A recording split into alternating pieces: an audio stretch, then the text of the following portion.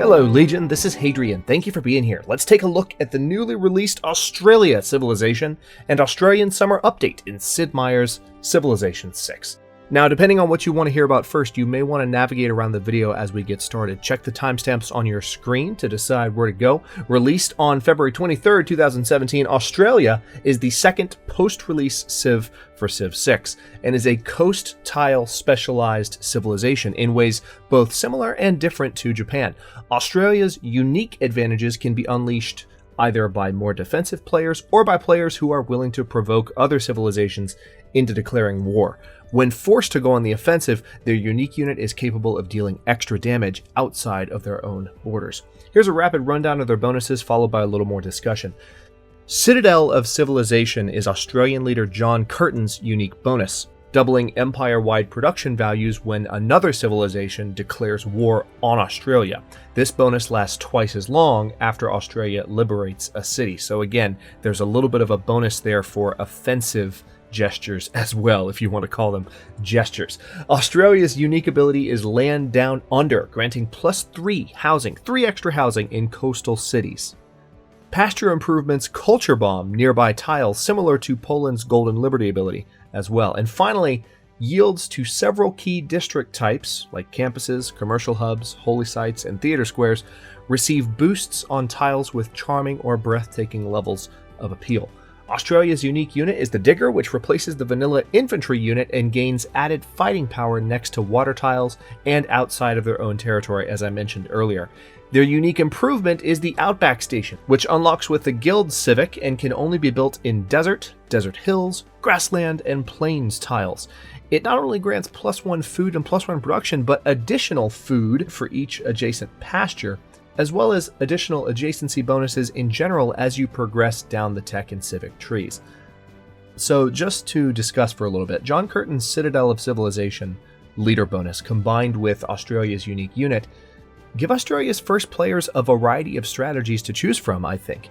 Given the production bonuses received when war is declared on Australia, savvy players can spend as much time as they'd like intentionally provoking the AI in order to rapidly gain the lead over the board, the entire board, in overall production, just by making the AI declare war on them.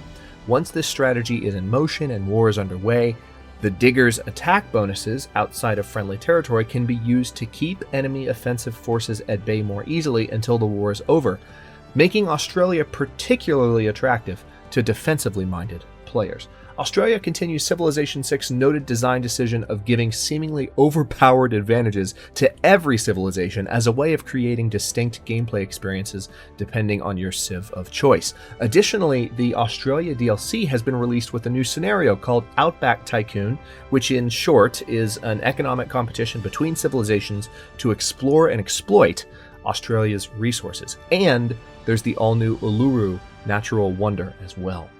So let me ask you, what are your plans for Australia? Share your strategy ideas and thoughts on the new Civilizations bonuses in the comments below.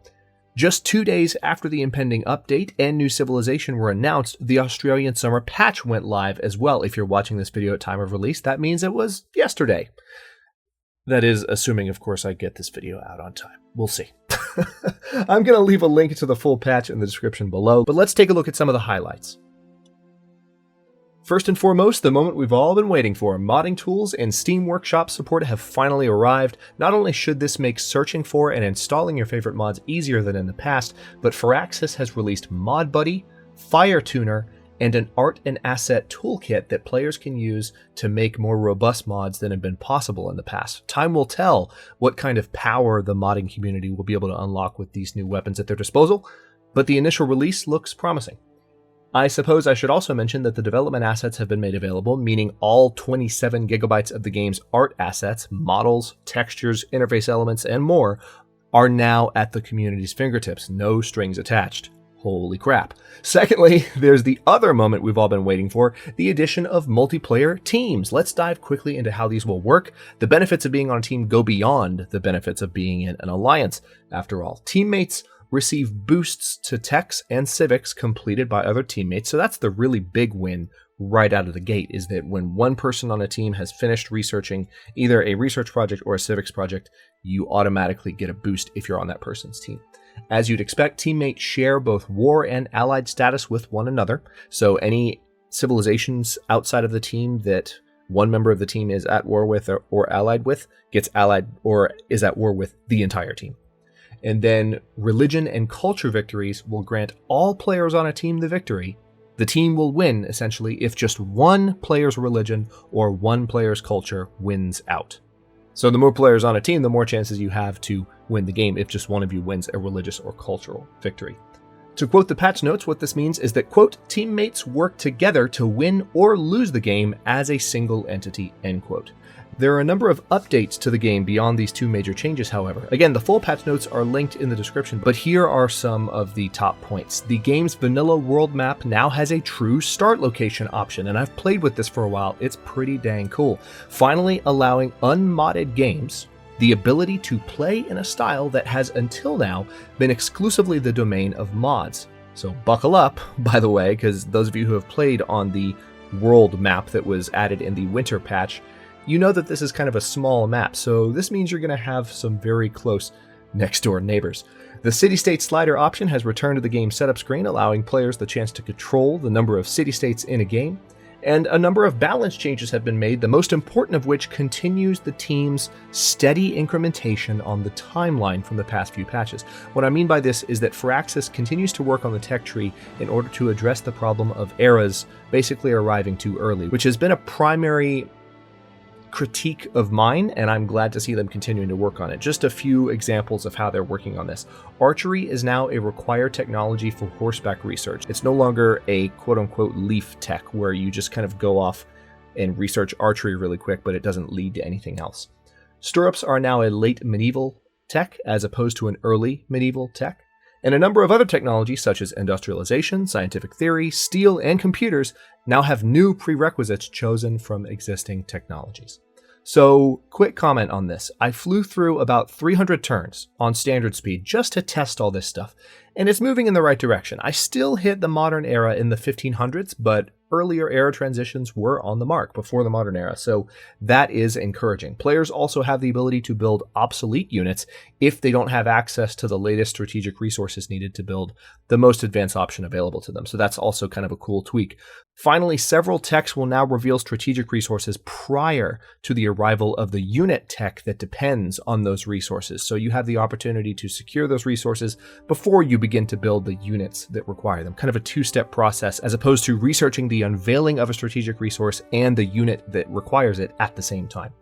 The AI has received a number of tweaks as well, most significantly the following: improved AI attack patterns and a focus on the use of airplanes and nuclear weapons. Second, an increased desire to declare friendship, along with a decreased desire to threaten based on proximity of troops to borders, and a new focus on liberating minor civilizations and cities belonging to allies. Pretty cool little change there. In my test play, I definitely felt like the AI was a bit less petulant than usual. They were more eager to be friendly, and I even had one large civ offer friendship less than 30 turns after a protracted war that ended badly for him. And I should also note that this happened after I had conquered not one, but two other civilizations. So everyone's opinion of me was a little bit, well, no, a lot reduced. But even so, I had a protracted war on top of those things. The war ended up ending badly for that civilization. I took a city of theirs as part of the peace deal, and then within 30 turns, he wanted to be friends. So that was a step, I think, in the right direction. Just, to feel like, those grudges can heal a little bit more quickly, and you can have a bit more dynamism in how these relationships play out. And by the way, barbarians can now pillage to heal, so that's fun. To cover some quick miscellanea, Firaxis has added some new snow and sand visual effects, as well as added some new voiceovers for the natural wonders added in the Vikings DLC, as well as a handy turn unready button in multiplayer. Missing UI sounds have been restored, new keybind options have been added, as has a notification for when a player gets culture bombed, which is important considering Australia and Poland's culture bombing shenanigans.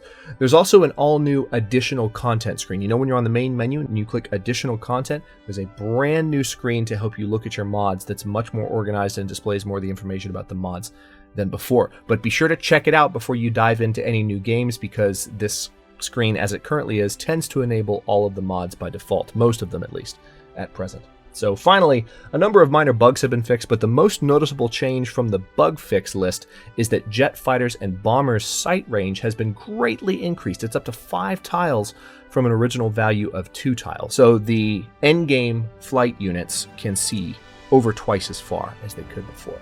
No major fixes here, but definitely there have been resolutions to a number of specific issues that will help overall balance. Check out the patch notes again for full details. That's all for my Australian Summer DLC and patch overview. Stay tuned for a brand new series as Australia coming soon on my channel. Thanks very much for watching. If you enjoyed it, don't forget to like the video and subscribe to follow along. New historical and grand strategy content, which basically means lots of Civilization 6 right now, airs every day at noon Eastern Time on my channel. Comments are always welcome. Let me know what you think, and I'll see you next time.